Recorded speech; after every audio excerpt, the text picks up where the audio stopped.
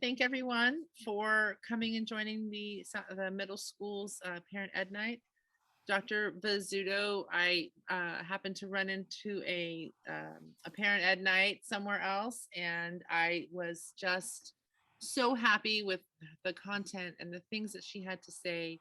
They The way that it touched me was not just as a parent, as a teacher, but also as myself. You know, seeing some things in myself that I could make changes to make everything a little better for everyone in my life. So I really want to thank Dr. Rizzuto for coming and giving us this presentation. And I want to thank all of you for taking time out of your busy day to hear what she had to say. So I will stay quiet and I will let her go ahead and take us away. Great, thank you. And we invite you to use the chat for questions, and there'll be pauses. And I'll ask Christina to forward those questions to us, and that hopefully should work. We also have some handouts for you, and Christina will talk about that a little bit later and how to access those handouts. So my name's Dr. Lucy Vezzuto, and I'm very pleased to be here with you this evening. My area of study is in the area of social emotional development, stress management for adults and young people, mindfulness, education, restorative and relational discipline practices. I was with the Orange County Department of Education for over 20 years. And now, after retiring from full-time work, I am working across California with a variety of organizations and county offices and school districts. So again, it's my pleasure to be here with you to talk about stressed out kids and what you can do about it. I'm hoping that you're going to walk away with some key understandings over this hour that we have together. The first one is that youth experience stress. I know that sounds kind of obvious, but you know, there are a lot of adults who don't believe that kids are stressed, and especially before the pandemic. Maybe not so much now that we've been through the last 2 years. But, you know, stress often gets a bad rap. Temporary stress is really good for us. It promotes health and resiliency. Stress can be managed with healthy coping skills so that we can intentionally teach kids the skills that they need to regulate their emotions. Chronic or acute, sometimes it's called toxic stress. And I'll differentiate, you know, positive stress with toxic stress in a few moments. But chronic stress can impact learning, mental and physical health, and even brain development. And we have a role to play. We have a critical role to play as adults and parents because we can model and also teach healthy stress coping strategies. And finally, we can help our kids by creating non-threatening environments. And doesn't mean that we won't challenge them, you know, to do good academically and socially, but threats really go against the benefits of helping kids perform their best. And we can help kids normalize their stress response. Youth are very vulnerable to stress through a whole variety of situations and circumstances, through family disruptions and conflicts, divorce, loss of loved ones, moving, you know, for adults and kids is a stressful situation. Parents' mental health play a key factor, and we're going to go a little bit deeper into parent behaviors and how they can support our kids to as well. But parents' mental health, we know that if there's depression in the family, uh, that can have a ripple effect. Anxiety disorders can have a ripple effect within the family system. Socioeconomic distress. Kids are sensitive to issues of finance in families. Some kids are just temperamentally more vulnerable. Everyone has a different autonomic nervous system, kind of calibrated differently. And some kids are just born being a little more vulnerable, have a temperament that's a little, presents a little more stress and anxiety. Of course, abuse and neglect of child needs can lead to toxic stress and trauma. And here's one that often gets overlooked, and that's if a kid is highly overscheduled and has a lot of hectic routines with no downtime, no personal choice. Sometimes it's called the hurried child or the hurried teen. There's even a book out there with that title. So, and even positive events like parties or getting a new pet or new siblings enter the family can make a child very vulnerable to stress. Test anxiety, we know well. Some kids are vulnerable to that. Difficulty with schoolwork can be stress producing. And then, of course, the last couple of years, the pandemic, this disrupted schedules, the social isolation, the lack of social interaction. And now, with all of us back into the school, just that transition itself and kind of dealing with that, we've seen a lot of behavior reactions from young people in K-12, in the whole K-12 spectrum of this transition back and this difficulty. We've seen more fights on campus. We've seen more disruptive, aggressive behaviors, etc. And then, of course, community violence and bullying can make a child and a teen very vulnerable to stress. But before we talk about kids, I want to talk about adults first. During a crisis, kids do as well as the adults around them do. So what that means is, one aspect is our emotions are contagious. So how we are doing is a barometer to how our kids will be doing emotionally. And so I wanted to share some really interesting research that came out about 10 years ago about parenting skills and what are the essential parenting skills that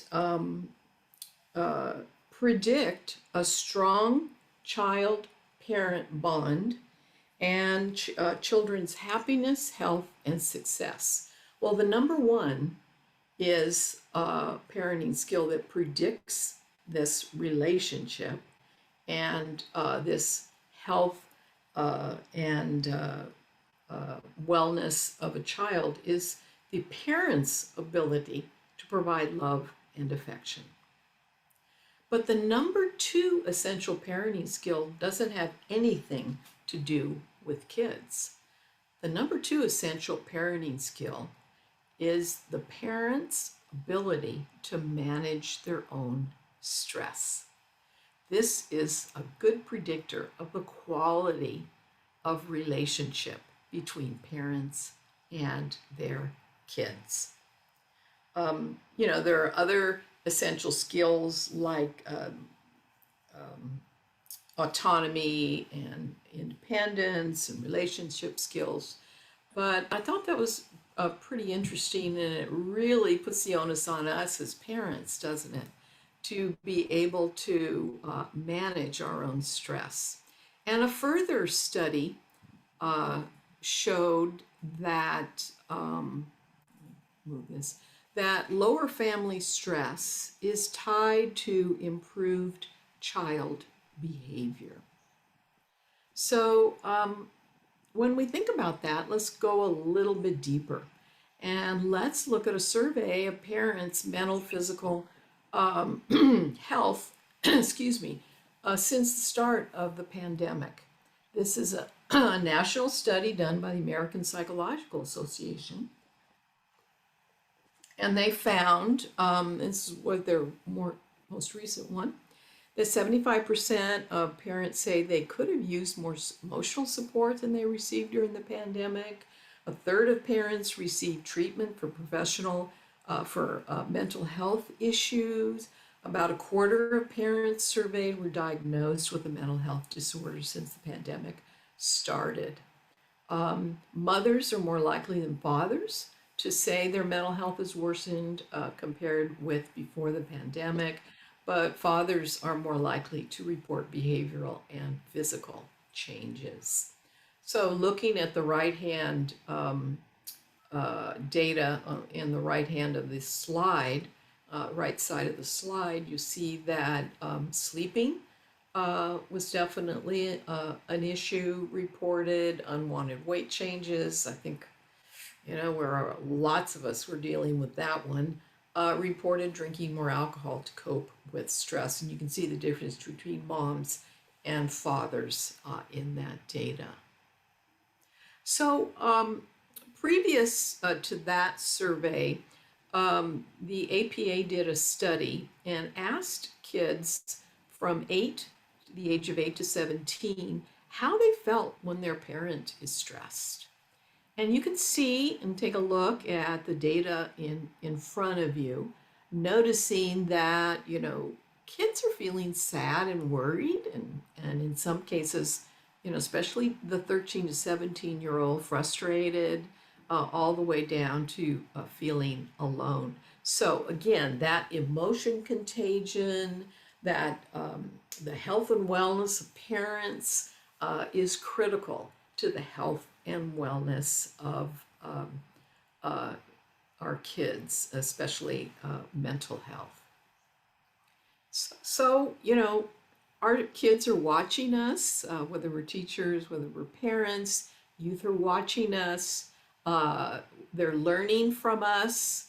What we do is much more powerful than what we say.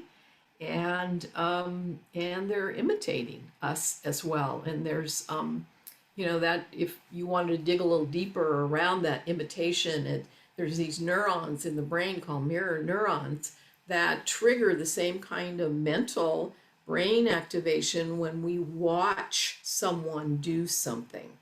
And so that kind of gives us a hint that it's really much more important to show a skill, to show and demonstrate what kind of behavior we want to see rather than just talk about it.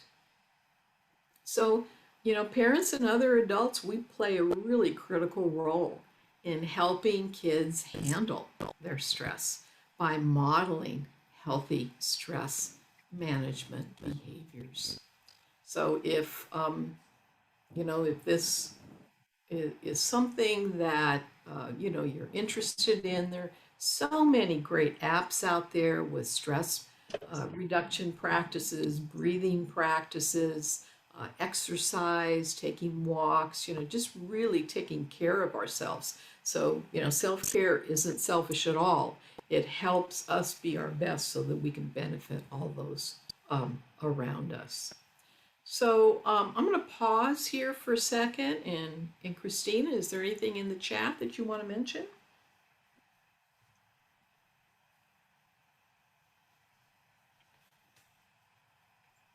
Nothing in the chat yet, but everybody, you're welcome to type in the chat anytime. I've got nothing yet. You're doing a great job explaining it, so there are questions. Thank you. Thank you. So let's do a stress management practice after all of that discussion about stress. And you may say, gratitude, what does gratitude have to do with it? Gratitude has a slew of research behind it that shows, UC Davis, Dr. Emmons at UC Davis is one of the, major researchers in the area of gratitude. And he found that those that are grateful, and especially those that like keep a gratitude journal and jot down one or two things that they're grateful for, happier, they exercise more, their stress is relatively lower, they have better relationships. And this gratitude practice is not only great for adults, but it's also really great for teenagers. Dr. Richie Davidson of the University of Wisconsin Center for Healthy Minds was at the Orange County Department of Education several years ago, and someone in the audience asked him, what's a good practice for teenagers, to help them be better at performance in school and lower their stress? He paused for a moment and he said, gratitude. I was really surprised by that. So let's take a moment and jot down in the chat, what are you grateful for in this moment? It doesn't have to be a large thing. Today I'm grateful, that I had time to do some reading and kind of catch up on some tasks that I've been wanting to do for a while and close out some projects. So what are you grateful for? So take a moment and either reflect on that. We see that Kim's grateful for her kids. Linda's grateful that she's off today and she can spend time with her kids after school. Sherry's grateful for working from home to have dinner with my family almost every night. What a wonderful thing that is. Grateful for Spanglish kitchen takeout. Yes. Health, warm weather. Grateful for Zoom. Okay. Grateful for my family and friends. So that's a stress reduction practice. Thank you for contributing to that. So what do youth need to flourish? Well, kids need love, they need care and attention, and they need safety. They need to feel safe. It's their perception of safe. Are they physically safe? Do they feel emotionally safe to be who they are? Can they ask questions? Can they, share their interests with others? They need positive relationships and social networks. That was part of the difficult thing of the social isolation. Connecting through online is okay, but it does not take the place of those in-person interaction. So positive relationships within family, among siblings, at school, with adults, with other kids. They need high challenge, but low threat. So we want our kids to really stretch themselves, do well, but, threatening them really can trigger their stress response and lead to just the opposite, in performance. They need novelty, they need creative outlets, and I want to emphasize they need play, especially non-structured play. And you say middle school? Yes. Non-structured activities. They definitely need enough sleep. At this age, 9 to 10 hours is a basic requirement, and we know kids are not getting that amount of sleep. And a deficit of sleep is linked to depression. It's linked to, prediabetes. It's also linked to poor decision making. So sleep is critical. Physical activities and breaks are kind of alluded to that, that timeout, those pauses. But physical activity is the number one stress reduction practice for kids and for adults. And they need stress coping skills. So we as adults can model those stress coping skills, and teach them specific skills. So, what is stress anyway?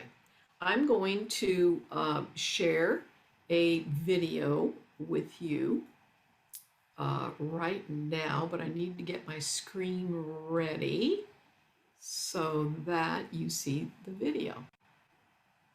What is stress and how do I manage it? How often do you hear people say, I'm so stressed out right now? Or, that makes me so anxious? How many times have you said it yourself? We often confuse stress with anxiety, and this confusion has led many of us to become afraid of one of the most natural and important states of our physical and mental health, our stress response. Oops, sorry. It seems to make sense that if stress is such a big part of our lives, we ought to take some time to think about what stress actually is and how we can manage it. It turns out that even how we think about the stress response has a big impact on how it affects us. Unfortunately, stress has developed a bit of a bad rap recently. And while there are certain types of stress that are not good for us, most of it is actually helpful. In fact, working through daily stressors is precisely how we build skills and resilience. It's time to start changing the conversation about stress. So let's say we have a big challenge in our environment, which is called a stressor. It could be an exam, a big assignment, or really most problems that we face. We start to feel the physical symptoms. They might be a racing heart, rapid breathing, body tension, or not sleeping. We're confronted by the challenge, and if we make it through, the stress response subsides or gradually goes away. Here's a map of a normal stress response. It may come on more quickly or gradually, but that's the general idea. The stress response is normal. It's actually our body's best effort to get us ready to face the challenges that come our way. Without some level of stress, we don't perform well. Same thing goes if we have too much. Now let's go back to when we first experienced the stress response. This is when we're at an important point where we can choose how we interpret those physical sensations. Let's call them path A and path B. On path A, we can think, I'm so stressed out. I'm overwhelmed. Here we go again. I can't handle this, or I'm not going to go. Or on path B, we can think, my body's telling me I have something to face. This could be tough, but I'll find a way to get through it. My body is helping me to get ready to face this. These are two very different interpretations, and it turns out your interpretation of the stressor is what really matters. If we avoid situations or things that cause the stress response, it may make us feel better in the short term, but when we encounter the challenge again in the future, it actually makes the stress response even worse. On the other hand, if you think through what's causing your stress response in the first place, what strategies or problem solving you can use to face the challenge head on, it will reduce the intensity of the stress response. This is how we adapt and learn new skills to use the next time. Although the path B way of thinking may not come as naturally, and facing stressors takes courage, the more you practice this approach, the easier it will become. While the physical sensations of the stress response and anxiety are similar, the outcome is very different. The hallmarks of an anxiety disorder are persistent avoidance and withdrawal, where it causes major impairment in your life. That's more than just a stress response. So, putting this all together, let's start by labeling stress for what it is. Stress response. It's normal. It's a motivator. It isn't anxiety or depression. It's just stress. Next, check your thinking and try to interpret stress as helpful. I'm going to build some new skills. My brain is ramping up to help me get through this. Then, ask yourself, how am I going to step up to the problem causing me stress? What strategies do I have, and who can I ask for help? And finally, you may choose a helpful stress management technique, such as box breathing, mindfulness, physical exercise, or something else. But remember, calming strategies ultimately provide temporary relief until you're able to face the stressor. So, the more we understand our stress response, the easier it becomes to manage. For more information about stress and anxiety, check us out at teenmentalhealth.org. How often do you hear people say, I'm so stressed out right now? Okay, great. I think that's a really great video that really explains, how our thinking can really impact. It mentioned that certain amount of stress is a normal part, of life, and that it can be a motivator. It can help us be creative. It can even improve our mood. It can it can enhance our performance, it can create new memories. So, a certain amount of stress is really healthy. It builds our resilience. It's when situations get to the point where I feel I don't have the skills to handle this, and rather than, thinking that, I need to get some help here, wallowing in just this is, I'm overwhelmed, etc., doesn't, help us to manage stress in a healthy way. And so, when we look at young people thinking about stress, there's a whole variety. There's three, different types of stress. The positive stress we talked about, brief situations, like a new school or a test is coming, or we're moving, or we got a new sibling in the home, etc. Mild elevations of the stress hormone, and with supportive, caring adults, young people can manage and overcome. And when they have the strategies, they can, identify, I'm feeling really anxious right now, or I'm feeling stressed, or I notice that my stomach is, kind of in butterflies here, but I know what to do. I can do some breathing practices, calm myself down, and then, I have a strategy for, managing this situation, or managing my time, or getting through my homework, or asking for help. Tolerable stress are adverse experiences that young people have, but they may be, more intense, but they're still short-lived. So let's say the death of a loved one, or a frightening accident, or a family disruption, or a separation, or divorce. A very difficult situation. But again, if the young person has the support of a caring adult, lots of times they can turn this tolerable stress experience into a positive one, and build up some skills and realize, okay, this is part of life, and look what I've gone through and made it through. Toxic stress, called chronic or acute stress, are adverse experiences, but over a longer period of time, weeks, months, years. Situations like maltreatment, abuse, neglect, and many young people are unable to manage this type of stress by themselves. So the stress response oftentimes get activated for really prolonged periods of time, and this kind of stress can lead to permanent changes in development of the brain and physical and health symptoms and mental health systems down the line. So let's look a little bit at the impact on the brain, behavior, and learning of stress. I'm going to highlight three parts of the brain and its relationship to stress. The amygdala is like the alarm system, the watchdog of our stress. It triggers, it's the center of fear and anxiety when we perceive that there's a threat out there, or we perceive that something's really hard, that we don't have the skills to handle it.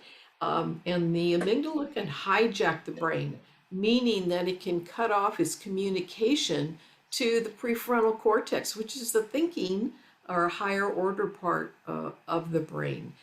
So if we're dysregulated and we don't have the coping skills, and we're feeling the sense of out of control or overwhelmed, we can be very impulsive. And so we act before we think.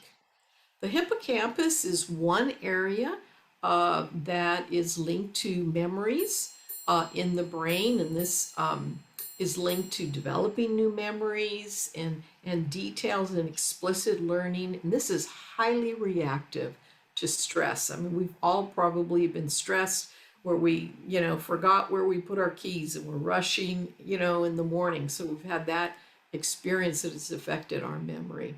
And then the prefrontal cortex is very much impacted by ongoing stress.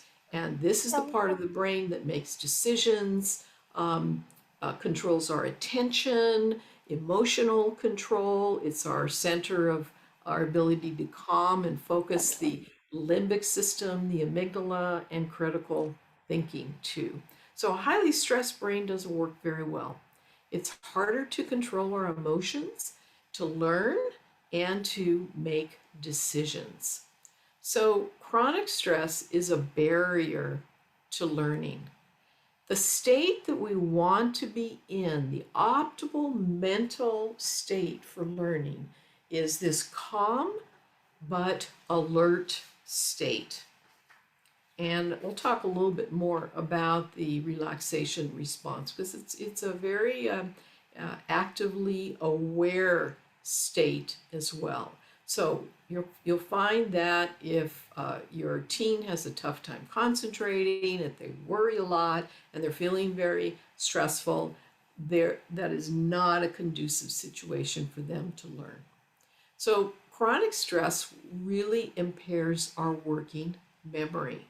And so young people will forget directions, they can't juggle content in their head, and sometimes they have a difficulty just doing simple problems, math problems or, solving simple relational problems.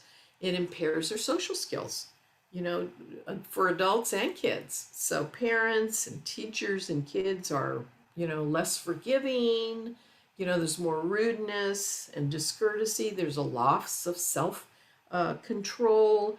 Young people may misread others. They look at, their teacher's face or, your face and think, they're angry, and they're misreading that. And it's maybe a face of concern. So it really affects our ability to read the emotions of others in our lives too. Habit changes, if you're very, very stressed, it's really tough to change habits and change behaviors. We just usually repeat the same old kinds of behaviors when we're feeling highly stressed. And I've already mentioned decision making. It's really impactful. So, if you're seeing your teen make some poor decisions out there and think, what are they thinking? Think about their mental state. And were they in this calm, alert state before they needed to make that decision about what they were going to do with their homework or their friend or using their time?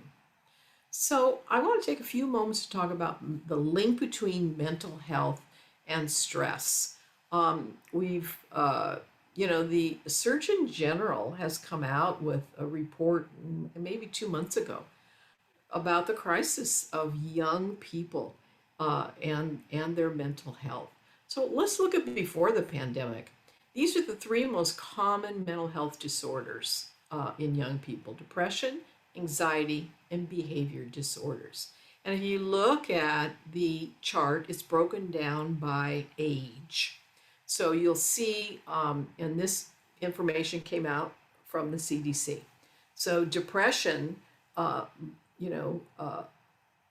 higher in the 12 to 17-year-old child, the age we're talking about in middle school here.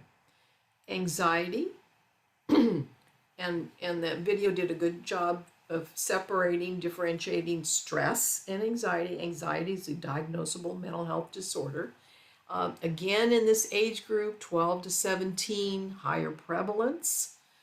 Behavior, disorders, and this prevalence is highest in the 6 to 11-year-old. And the recent Surgeon General information has showed an increase in the prevalence of these three disorders.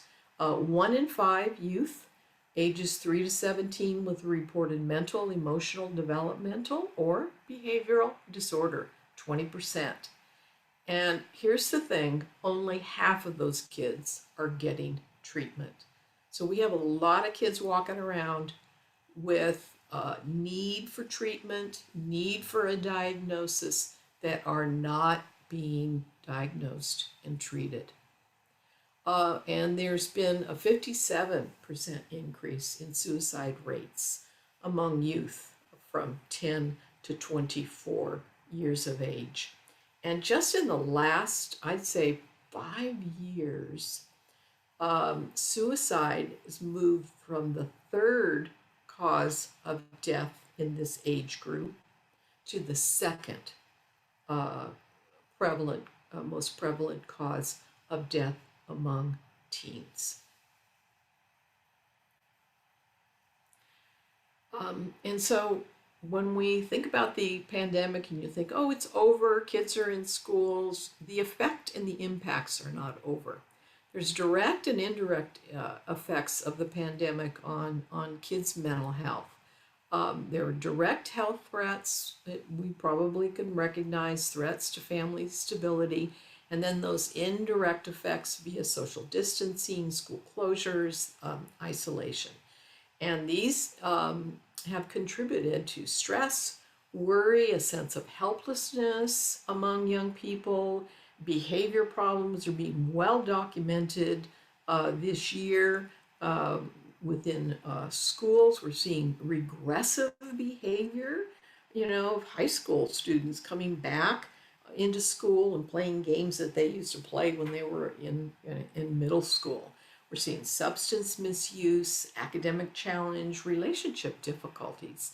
And then the uncertainties related to the pandemic, very much associated with worry, the fear of infection, the running out of basic supplies, family finances, access to school. So all of that during the last few years has really taken a toll on young people, let alone us adults. So let's look at what parents are reporting recently about their teens' mental health. Parents have noticed either a new problem or worsening. We're seeing worsening of existing problems. And so when you look at the gender differences, you'll see that anxiety and depression, parents are noticing more of that behavioral emotional health issue among young girls. Not that we're not seeing it in teen boys. And sleep issues pretty similar. Withdrawal, from family, and aggressive behavior pretty similar as well. I'm going to take a pause. Just see a comment in the chat here about misreading and problem solving. Thank you, Heather, for your comment. So depression and anxiety doubled since the start of the pandemic in kids. And 1 in 4 children are reporting depression, and 1 in 5 children are reporting anxiety. Now, those are diagnosable and diagnosed mental health disorders. Depression looks different in teens than it does in adults. In teens, depression may look like irritability and aggression. And anxiety, may look like, strong withdrawal, as if you remember in the video. The inability, first of all, depression and anxiety diagnosed, one of the key symptoms or presenting factors is the inability to function as normal for over, a 2-week period of time. Normal, behaviors, normal functioning, if that goes on for more than 2 weeks, you need to seek help, professional help and treatment. So the pandemic really and stressors in teens has been a mixed bag. There's been fears, just to summarize, of stability, safety, the unknowns that have occurred, breaks in routines, really for all of us. Breaks in routines are really, really, tough in trying to stay calm, and centered. The confinement, the social isolation, hundreds of thousands, tens of thousands of young people are in mourning and grief as a result of the loss of a loved one because of the COVID-19. The social unrest, the inequalities that young people may experience or see or hear their friends experience. We see it in the media. Um, Family finances might have contributed to stressors. And screen time has been kind of a mixed bag for some kids. They've really enjoyed, learning online, especially if kids have been bullied. They're out of that environment and at home. One of the positive effects with quarantine and the pandemic is that teens got more sleep. Kids got more sleep, and so that helped them with their mental health. And about 68% in a national survey, let me just check that number. Yeah, 68% during the quarantine, teens reported they felt closer to their family, and that was a good thing. That's a healthy thing. So let's look really quickly at some of the signs and symptoms. Kids are going to react differently. Everything, it's on a continuum. Our mental health is on a continuum. We all have mental health issues at some time, in our lives, depending on our circumstances. But for young people, we're talking about young people right now, and the middle schooler, it can be anything from withdrawal and illness to aggression. And so kids are going to react very, very differently. And some kids handle stressors better than others for different reasons. If their temperament and their autonomic nervous system handle stress better, they may have the coping skills. They may have a calmer, functioning family environment. They may have others who are modeling, a positive and healthy stress coping skills. Here's some of the physical stress warning signs. Everything from headaches, stomach aches, frequent colds, flu, loss of appetite or overeating. Young people are constantly with infections. It's sometimes tough to figure out. If they have one or two of these, not so difficult to figure out.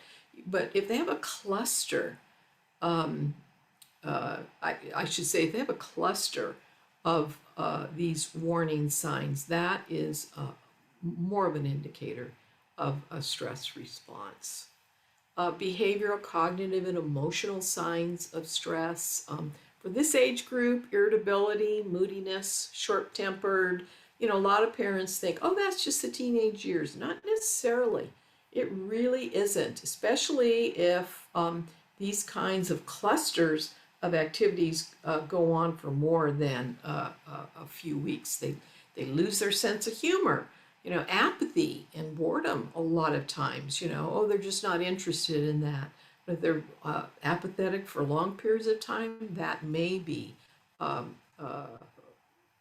signs of chronic or toxic stress, or even a more serious mental health issue. At this age, especially girls, there's constant worrying. That's that internalizing stress behavior. This constant worry means your amygdala is always kind of on fire, and it can wear the mind, the brain, and the body. Special indicators among teens, if they're avoiding parents significantly, that closed doors for hours and hours, you don't know what's going on, not a good thing. Abandoning longtime friendships for a new set of peers, that may be a warning sign. And excessive hostility towards family members may be another indicator of tolerable or toxic stress.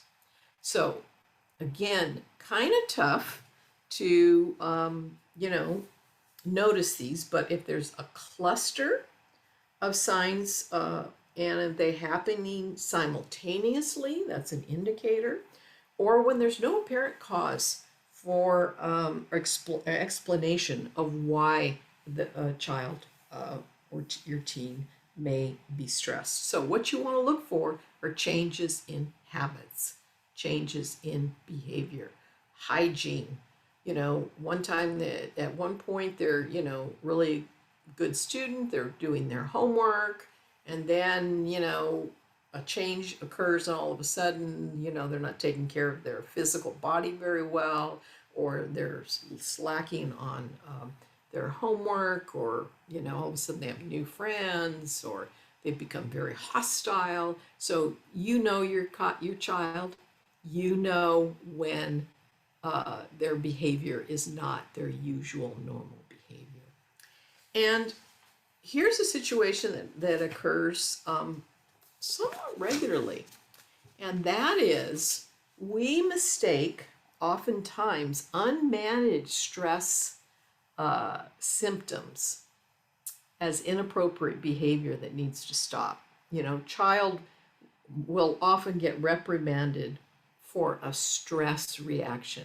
So if it's aggression, or moodiness or irritability, etc., and this could lead to a downward spiral for both the child, the teen, and the adult. And that's one reason it's really important to figure out if the behavior is stress caused, and how you figure that out is to have this relationship where you're just listening to your teen. I have a handout called How to Talk to Your Kid About Stress. It's not a lecture, it's a question and then silence and listening. And by the way, kids talk a lot more when you're driving in a car. So that's a good time to kind of listen to kids and ask, that naive question about how you're feeling and what stress look like for you, etc. So, just be alert to that change in behavior. So, summarizing, these are signs that your teen may need some more help, more support. Changes in mood, behavior, loss of interest, hard time falling or staying asleep, or sleeping all the time. If they can't concentrate, think straight, they have memory problems, they lose interest in school, all of a sudden their appearance changes, or they may be doing some reckless or risky behavior.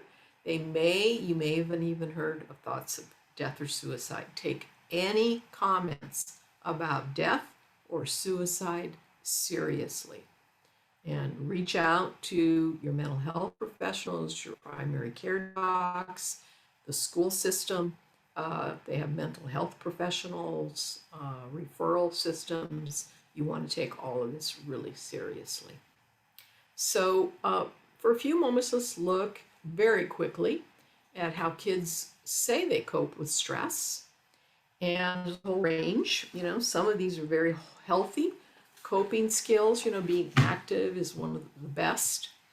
I just kind of want to comment on this one, hurting themselves. Kids who hurt themselves are likely to have other unhealthy coping strategies, such as eating or losing their temper or keeping problems to themselves. That should be, kind of a warning sign for you. And teens especially, here are some coping skills for teens. Sleeping too much, not sleeping enough, family connections. This is a positive coping skill. Teens reaching out, wanting to talk, wanting to be connected with family members. So if the unhealthy coping skills can lead to mental health issues, not just poor academic performance, but conduct problems, anxiety, depression, eating disorders, violence. So you want to make sure that you kind of nip it in the bud, and let's talk about how that you can do that. Very briefly, I wanted to share it because this was already in the film, the video that you watched. Stress is a general feeling of worry or apprehension. It's a normal reaction, worry and apprehension to a stressful situation. But the red flags that you want to notice are when the feelings become excessive, the thoughts become irrational, and the everyday functioning, as I mentioned earlier, is debilitated. And Anxiety disorder, the most common mental health disorder among young people, is characterized by excessive feelings of panic, fear, irrational discomfort in everyday situations. So you really need to reach out and get professional help, especially when kids won't talk about their fears or stress, um, and it's significantly impacting their home or school life. Um, and we've had a significant trauma, all of us, with the pandemic. So, how can you help? Well, teaching kids how to deal with stressors will help them succeed. You modeling how to deal with stressors can also help them succeed. And the message is that we all have a choice here. You know, what do you notice? What do you do when you notice that you're feeling upset? How do you, when you notice how you're feeling, what do you do then? And there's the choice. Okay, how do we express our emotions? You know, frustration and, you know, fear and all that's pretty, you know, normal. It's how we handle the stressors, how we react to them, that's critical. But if you're not able to regulate and, you know, and calm yourself down and focus alert, and then, you know, you have no problem solving strategies, that's when things can, you know, escalate. And so we want to pause and think about things and know that we have some strategies. So the relaxation response is that state of focused awareness with an attitude of interest. It's the mind's chatters reduced and becomes clearer and calmer. And really, relaxation has two critical attributes. The first one is a passive, non-judging, neutral attitude. So when we were doing the gratitude practice, if you know, thought, oh, this is stupid, and, you know, and I don't know, I can't do this, I'm not grateful for anything, that's the opposite of a passive, non-judging, neutral attitude. The second criteria is repetition. Repetition of a simple mental or physical stimulus like breathing, a word, prayer, phrase, image, movement. That's one thing about exercise and walking, right? It's repetitious. Doing deep breathing practices is repetitious practice. So those two are the critical attributes for eliciting that calm, alert state. And with that comes all kinds of benefits. Improved sleep, focus, attention, your immune function. You know, stress doesn't cause illness, but ongoing stress lowers the immune system so that, you know, your child is more vulnerable to health issues. And of course, lessening that impulsivity where they can pause and think before they act.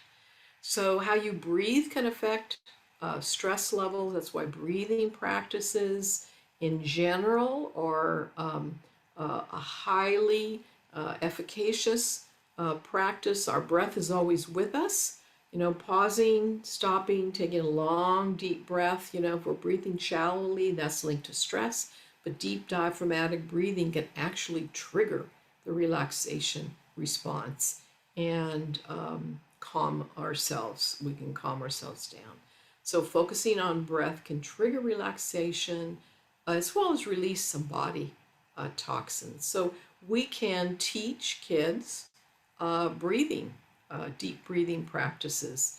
And I'm happy to, you know, share this PowerPoint with Christina if you're interested, and you know, she can send out copies of it so that you have the slides. I've also provided a handout on controlled breathing practices for adults and kids. And so here's some of the directions. If you have very, very young children, we've worked with them by putting a little toy on their tummy and having them practice doing deep diaphragmatic breathing. So it's as simple as inhaling to 5, pausing to, exhaling to 5. And you might want to try that while you're listening to me right now. So how can you help your teen Encourage vigorous exercise. If they're on their you know, their devices, their computers, they're not getting outside, they're not running around, they're not walking, playing with their friends, etc. That definitely is an issue. You can increase their mood, you know, in a positive way by doing exercise, a vigorous exercise. Hopefully, whether it's, you know, planned team sports or not, talking through their problems, being a listener as a parent rather than a lecturer. You know, the role you want to take is listening, you know, and trying to be non-judgmental. And then, you know, practicing relaxation and calming skills together. When we teach young people, they go home and they teach their parents, and then they breathe together, breathe together, for example. Mistakes are okay. You know, we'll learn from them if we reflect on what happened. You know, we got to get away from this perfection thing, especially with young girls. You know, that, you know, making mistakes is good. That's how we learn. Having your clear rules and consequences, you know, making rules together with your child is very beneficial. Teaching your kid how to handle difficult situations. Tell your own stories of how you effectively coped with situations, you know, in your life when you were their age.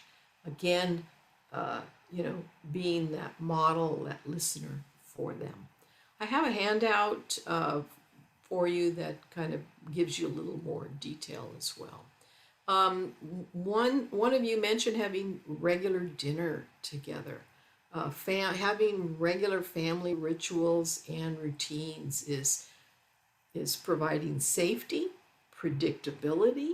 All of those lower the stress response. So, what are your family rituals and routines that can be beneficial?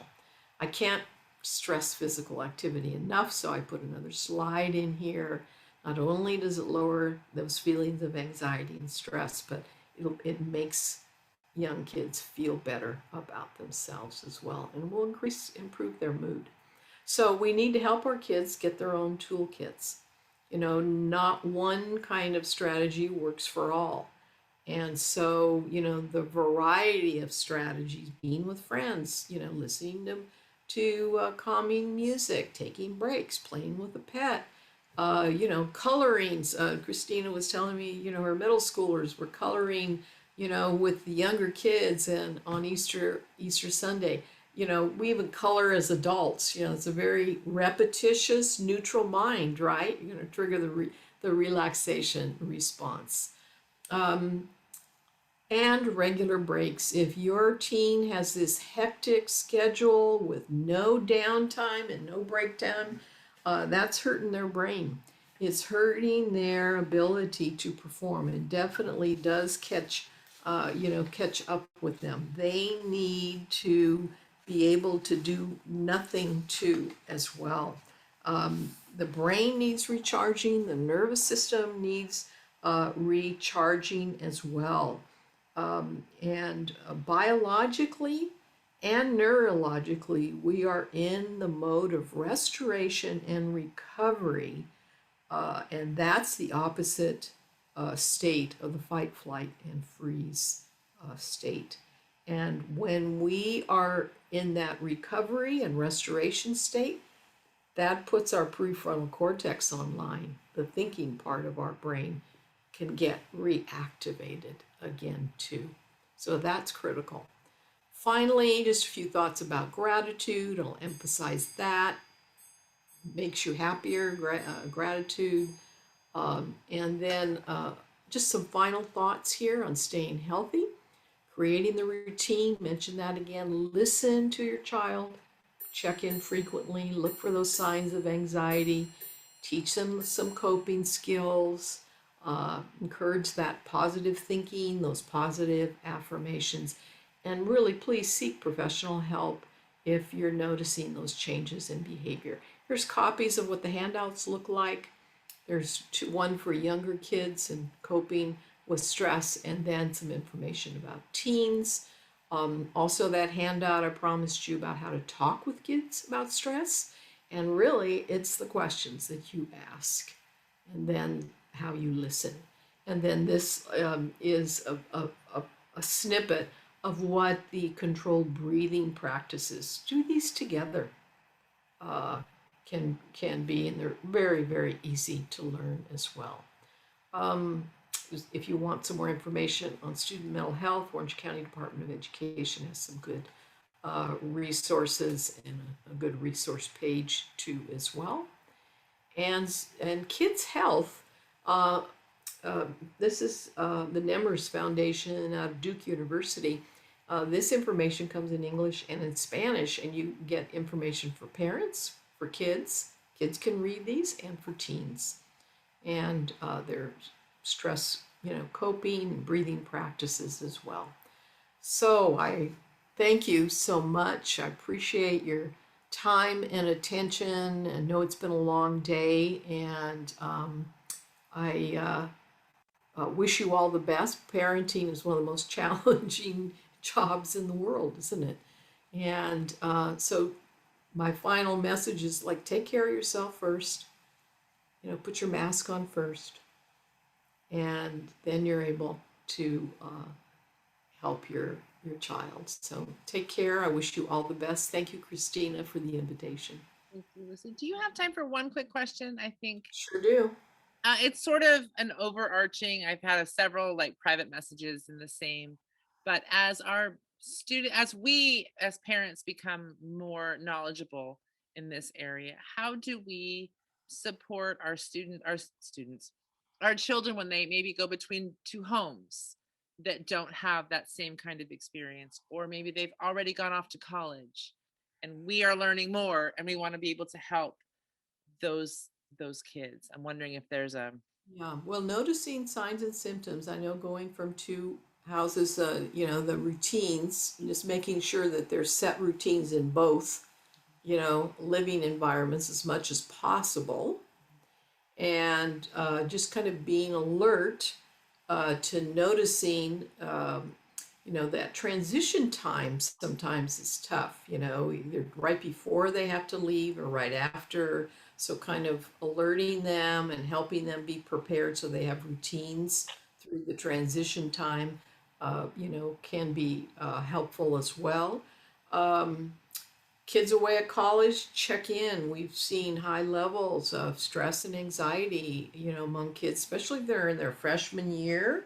It's a very, very high risk time, especially second semester. A lot of dropouts of college happens the second semester freshman year. Really be in tuned, check in with them, talk with them. I mean, you don't want to be the helicopter, but at the same time, you want to be sensitive. You want to listen to how they're doing. Also, colleges now have really ramped up their student assistance and supports. So, if your child, your teen, your college student needs, help, be alert as to what's on campus and where they can go for assistance.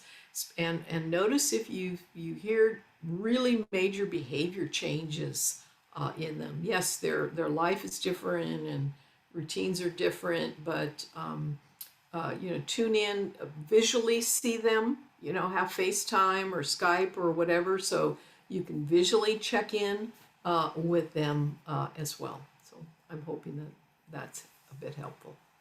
very helpful. Very helpful. Well, I want to thank you. I have pages and pages of notes of my very own here because I can't get enough. I just can't get enough. But I appreciate really the science based and the data based approach that you take to supporting our students.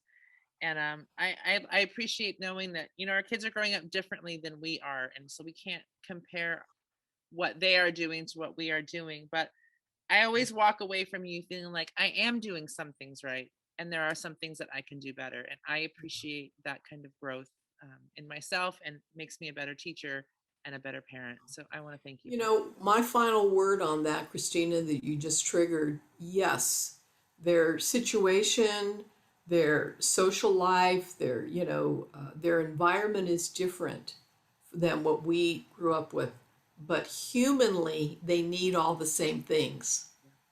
They Yep. need that safety. They need that love. They need those relationships. So that hasn't changed at all.